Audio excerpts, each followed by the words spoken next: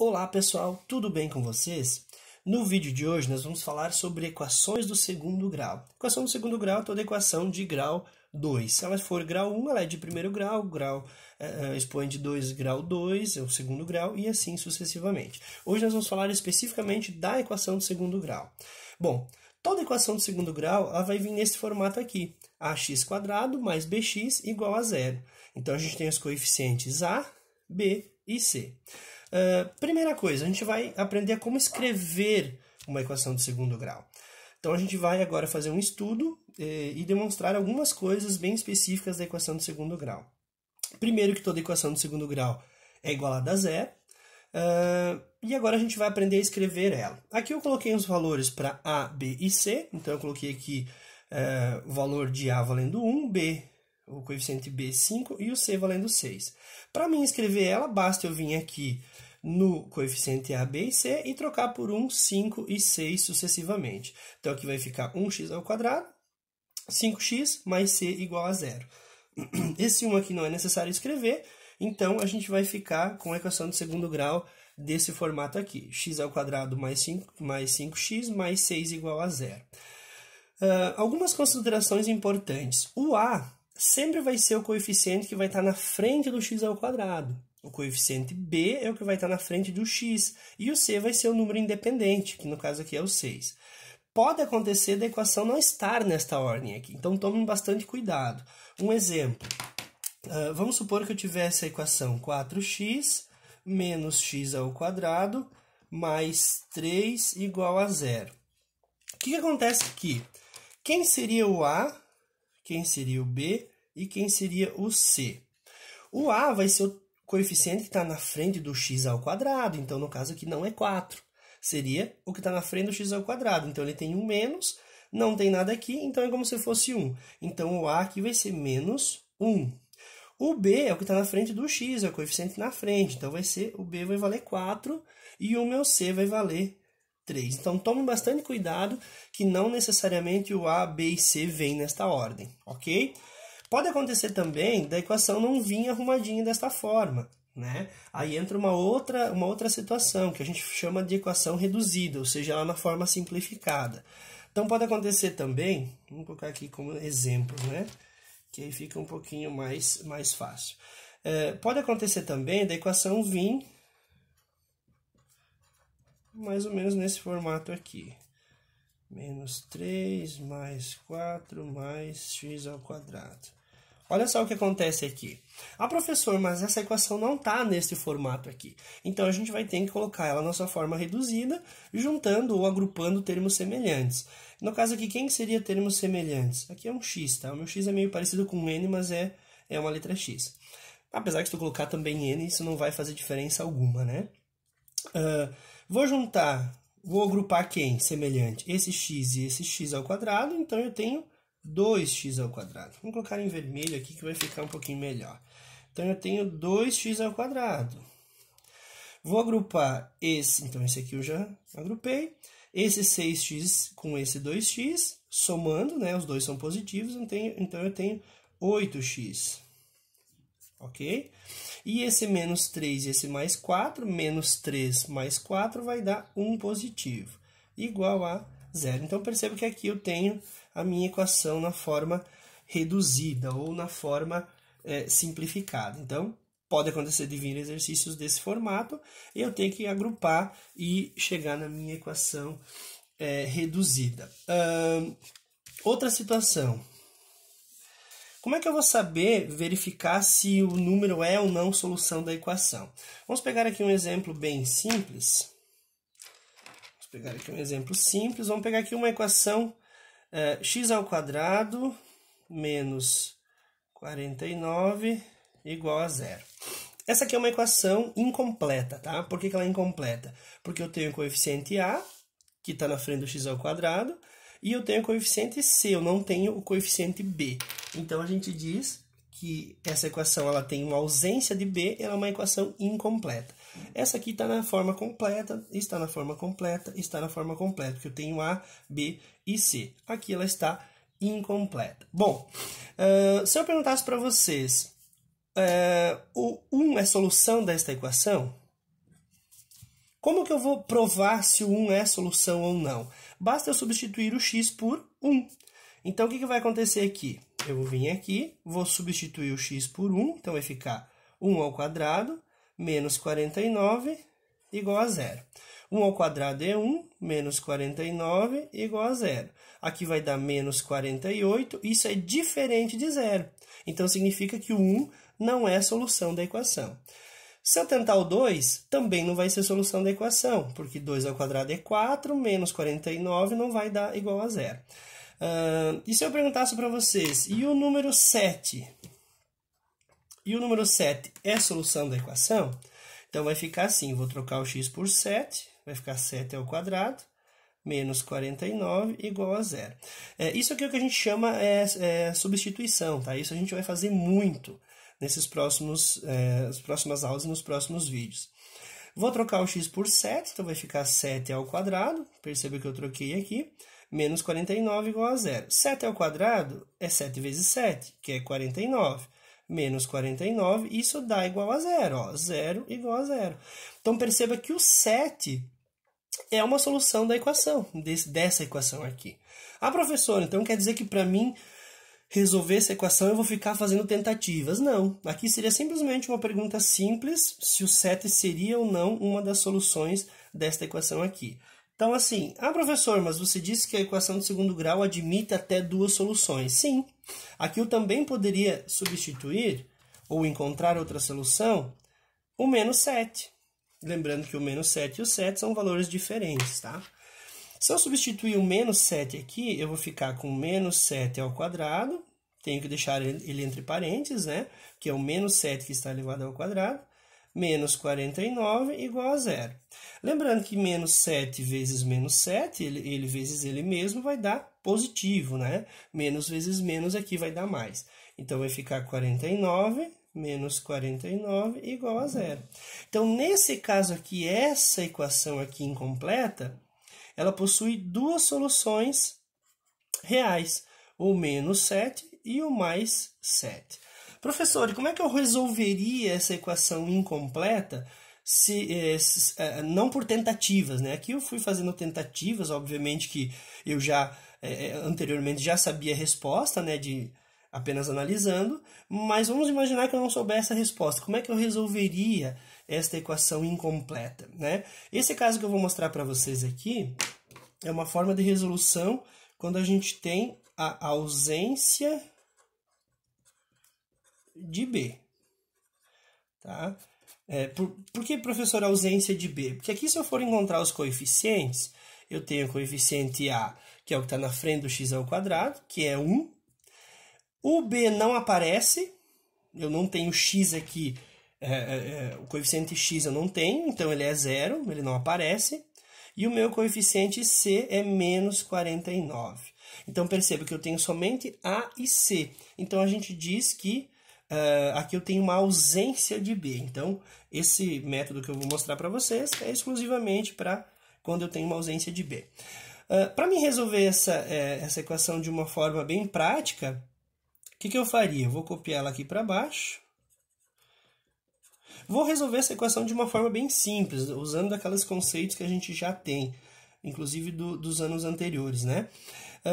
Basta eu passar o 49 para o lado de cá, ele vai mudar de sinal, então vai ficar x ao quadrado igual. Posso deixar esse zero aqui, perceba que o 49 estava do lado esquerdo, eu vou passar ele para o lado direito, ele vai ficar positivo, ó. Vai dar 49. X ao quadrado, 0 mais 49 vai dar 49.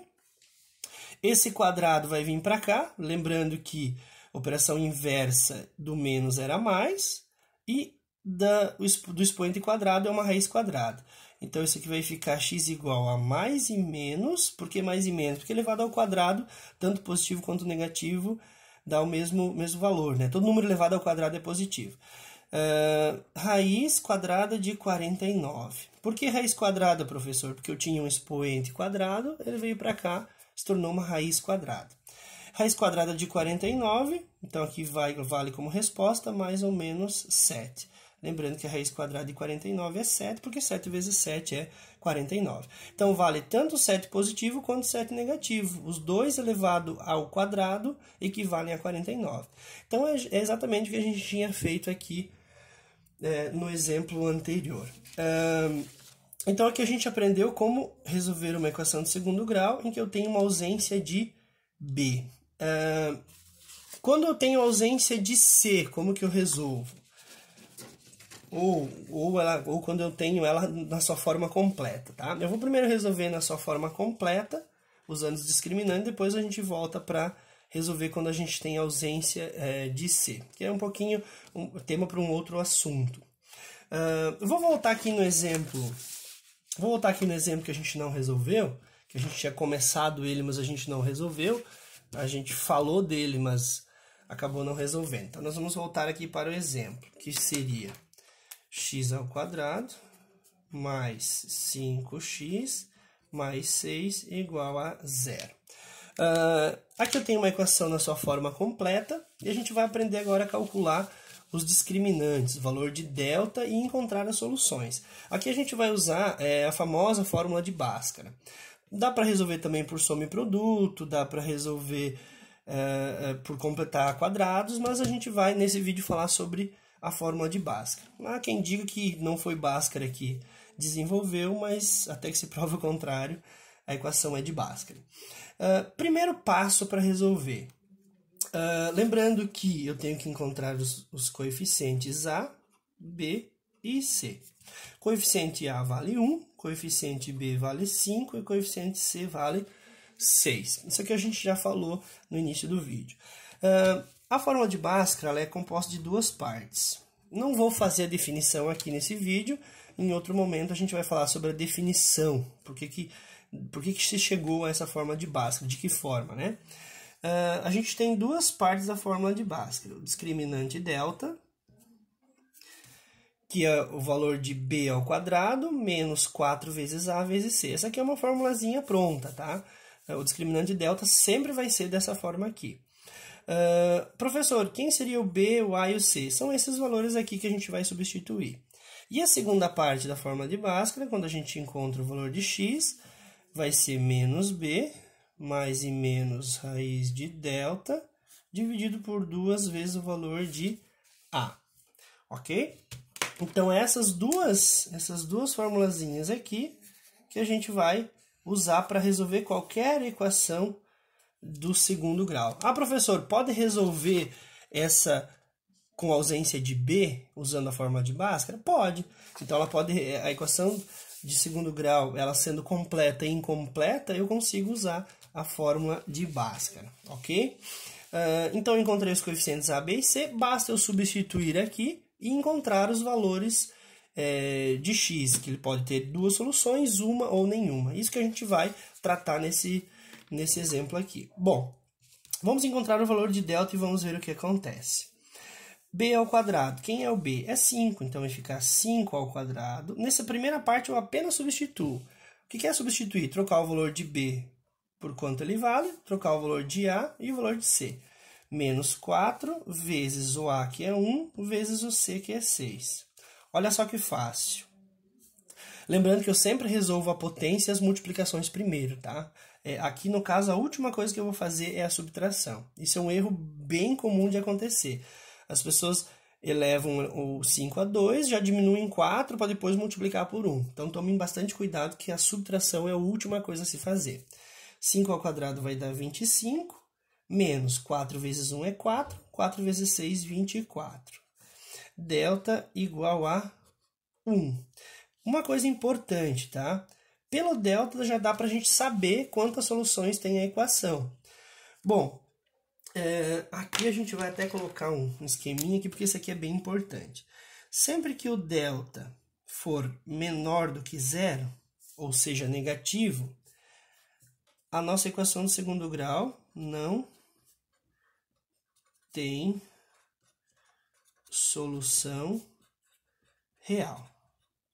Professor, então significa que se o delta é negativo, não precisa resolver? Na verdade, não é que não tem resolução, ela não tem resolução para os números reais que a gente está calculando aqui. Se o delta der igual a zero, significa que a equação tem uma solução real. E se o delta der maior do que zero, ou seja, um valor positivo, a nossa equação admite duas soluções reais.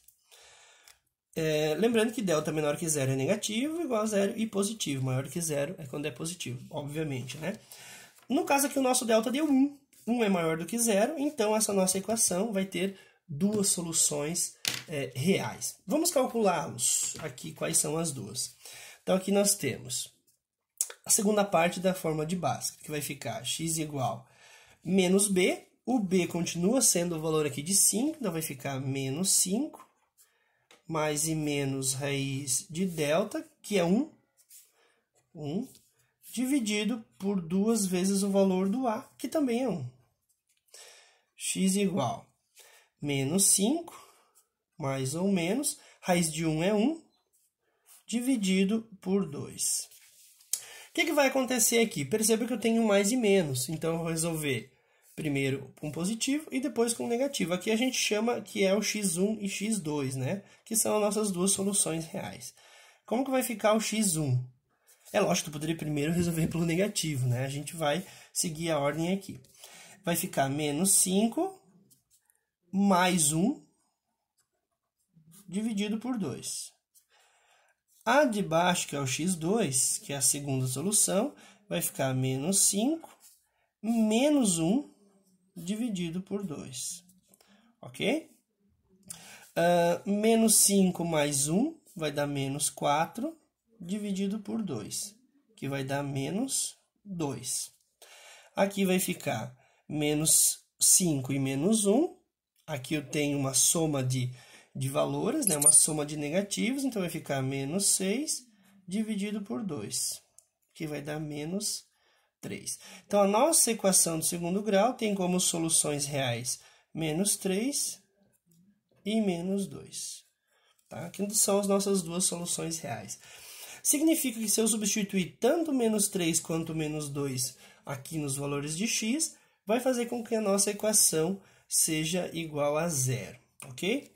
Se eu quiser tirar a prova real, vou pegar aqui a minha equação de segundo grau e vou ver se isso aqui faz com que iguale a zero. Então, eu vou pegar o menos 3, vou substituir aqui e vou substituir aqui. Olha só. Apenas troquei o valor de x por menos 3. Poderia ser por menos 2 também, tá? Aqui vai ficar 3 ao quadrado dá 9. Menos 3 vezes menos 3, né? 5 vezes 3 dá 15. Menos 15, no caso, né? Mais 5 vezes menos 3 vai dar menos 15. Mais 6 igual a 0. 9 menos 15 vai dar menos 6, mais 6 igual a 0. Menos 6 mais 6 dá 0. Então, 0 é igual a 0, significa que o nosso valor menos 3 está correto. Se eu substituir o menos 2 aqui, também vai fazer com que a equação seja igual a 0, ok? Para finalizar, a gente vai falar um pouquinho sobre o gráfico, tá? Essa seria a última parte aqui do nosso vídeo. Lembrando que o nosso gráfico, eu tenho o eixo das ordenadas, que seria y, e das abscissas, que seria o x. Lembrando que aqui eu tenho valores positivos de x, negativos de x, negativos de y, positivos de y. Bom, o que eu já sei aqui, apenas resolvendo a nossa equação? A nossa solução da equação foi menos 3 e menos 2. Então, eu já sei que nos valores de x1 e x2, que são as duas soluções, que deu menos 2 e menos 3, significa que o gráfico vai passar, a nossa parábola, né, vai passar aqui pelo ponto menos 2 e menos 3. Então, eu já sei que o gráfico passa por esses pontos. Outro valor que eu sei, como o valor de C é 6, significa que o gráfico, a parábola, vai passar pelo ponto 6 em Y. Aqui eu acabei não colocando 6, mas a gente vai tratar de fazer isso. Daqui está o 6 vai estar aqui assim, ó. 6, 6 e 5. Significa que a nossa parábola vai passar pelo ponto 6 em Y. Então, eu já sei o traçado dela. O traçado dela vai passar pelo ponto 6, pelo ponto menos 2 e pelo ponto menos 3. Tem um detalhe importante, tá? Sempre que o valor do A for maior do que 0, a parábola tem a concavidade para cima. Se o A for menor do que 0, ou seja, negativo, tem a concavidade para baixo. Ok? O que seria para cima? Né? Para cima ela vai ficar neste formato aqui. Parábola vem de parabólica, né? Lembra uma parabólica. Então, eu sei que se eu fosse tentar fazer um esboço com o lápis, né, seria mais ou menos alguma coisa assim, né? Eu viria desse lado, passaria pelo menos 3, menos 2 e assim por diante. Como que eu vou saber esse valor aqui, que é o nossa parte mais importante agora, né? Que seria o vértice da parábola, onde ela faz a curva, que é onde ela muda de direção. Ela vem nessa direção, passa pelo menos 3, chega até o vértice, muda a sua direção e sobe passando pelo menos 2, vai para o ponto 6 e assim por diante. Para mim saber certinho o desenho da parábola, eu poderia substituir valores para x. Então, por exemplo, se eu substituir o x aqui nessa equação menos 1, eu vou encontrar aqui aonde que ela passa no menos 1, onde ela dá em y, aqui eu faria o desenho certinho dela. Mas aqui a gente não vai se aprofundar nisso.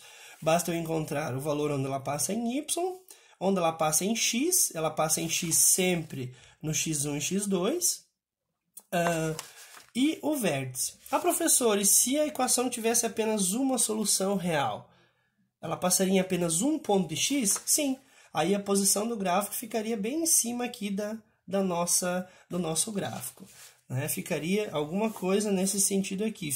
Vamos supor que tivesse uma única solução valendo 3, significa que o gráfico, a parábola, ficaria nesse formato aqui. Isso A sendo maior do que 0, obviamente. Né?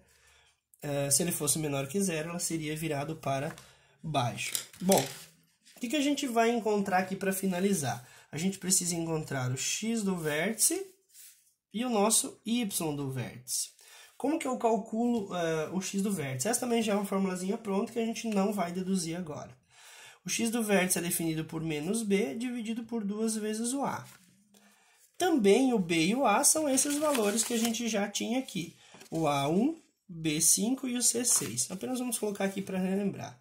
Então, o A é 1, o B é 5 e o C é 6. Colocando aqui só para a gente relembrar.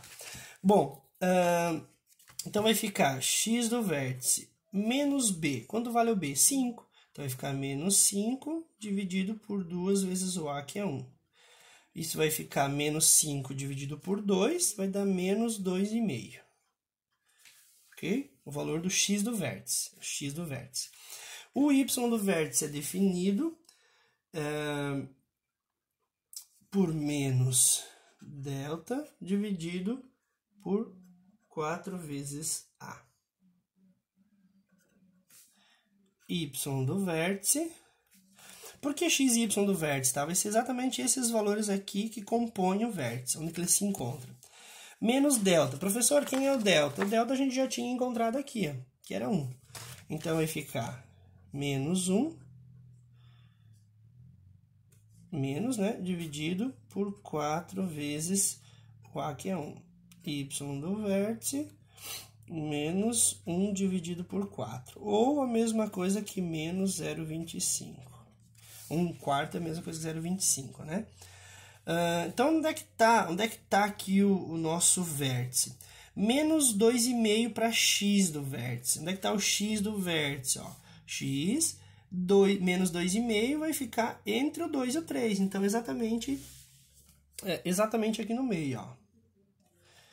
Aqui está o nosso x do vértice. E o nosso y do vértice, menos 0,25, vai ficar... Aqui a gente vai dividir o menos 1 em 4 partes. Vai ficar mais ou menos aqui assim, ó. Esse vai ser o nosso y do vértice. Aí a gente vai fazer uma linha pontilhada aqui. e aqui. Esse ponto aqui é o nosso vértice. Tá? Então, agora a gente já tem uma base da nossa parábola. Aqui está o vértice, ela passa pelo ponto menos 2. Não sei se vai dar para enxergar, ficou bem...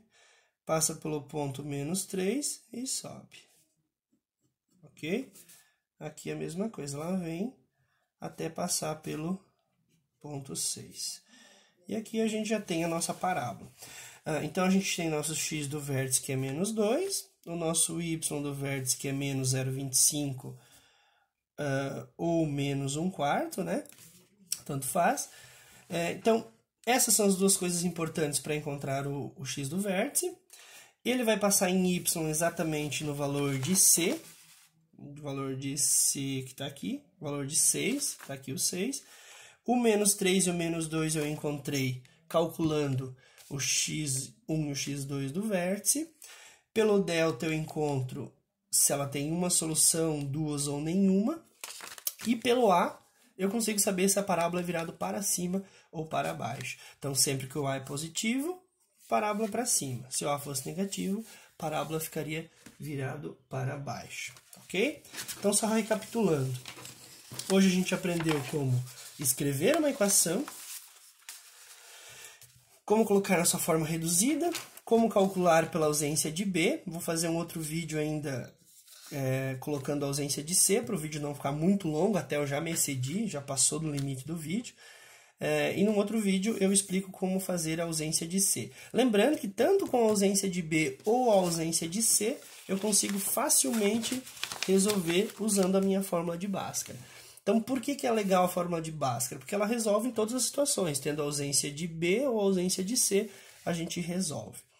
Ok? Por hoje era isso. Fiquem com Deus e até o próximo vídeo.